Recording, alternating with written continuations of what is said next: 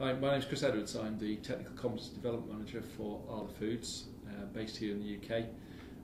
We head up a bid that was on behalf of the dairy industry in the United Kingdom, and the bid included people like Dairycrest, Robert Wiseman's, Muller, First Milk and Milklink, and all of us share a common problem in the industry, that we struggle to find the right skills within the existing workforce, both within our own plants now, but also out there in the community where we're recruiting from. So these skills are quite specific skills to the dairy industry. The dairy industry itself probably stopped training in specific dairy skills some 30 years ago, with changes in how we run programs in the UK.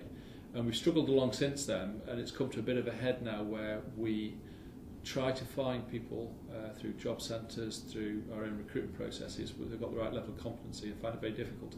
We tend to try and do on-the-job training. We've gone through the NVQ system, we've gone through various short courses, but we've ended up at a point now where we haven't got sufficient talent within our pipeline to bring our leaders on. So all the dairies got together, and we've ended up with a suite of programs which hopefully will address the skills problem. So the solution we came up with is something called the House of Eden. The House of Eden has got 3 pillars inside it. One that addresses the skills needs for technicians and operators. The second pillar is addressing the real shortage of dairy engineers, or food engineers as well. And the third pillar is based around logistics.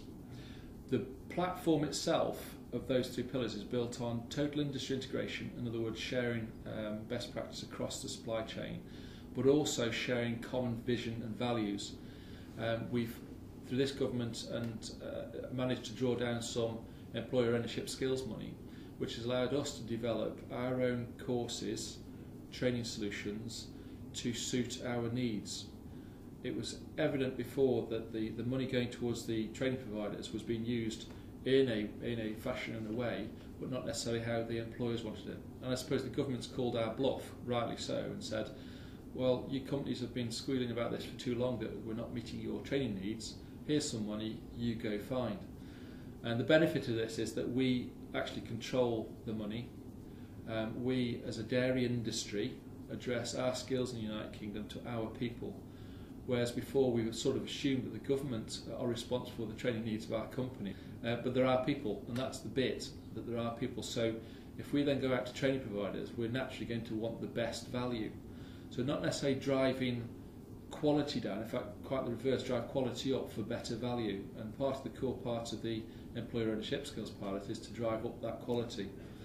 That has put some training providers in a difficult position, because it's sort of topsy-turvy and doesn't necessarily reflect on how they've been used to funding. And indeed we don't talk about funding anymore, we talk about how much it will cost to deliver this programme that suits our needs.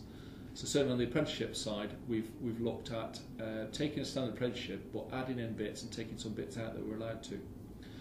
Benefit to this to the company is having a skilled workforce. Without a doubt, having more confident, competent people will increase productivity, and we've proved that time and time again. So the key benefit for us is maintaining our position as a really high-class industry in the United Kingdom as dairy specialists, but also allowing our workforce to feel valued within that workforce, and therefore they'll stay with us longer, because if you value people, then they will stay with you naturally as a career choice.